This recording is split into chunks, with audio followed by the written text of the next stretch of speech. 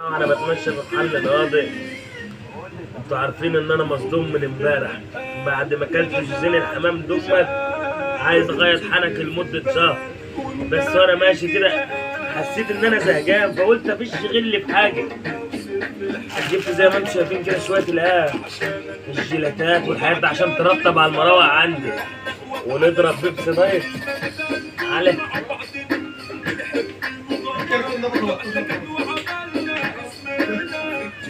انا عبده يا عمو. الف سلام عليك يا ابني فيديو يا ابني بالبتاع دي يا ابني. بعمل اهوت يا ابني. تعالى بقى نخش على الاوري الاول. كلها حاجات مستورده، مفيش حاجات براندات مصر ابدا. تعال عايزه ب 20 يا غالي صح؟ انت دماغك يلا بينا خش عليا. خش شنو العطمه دي؟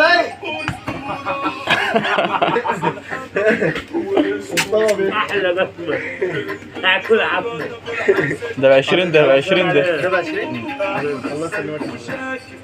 اه ها يمدى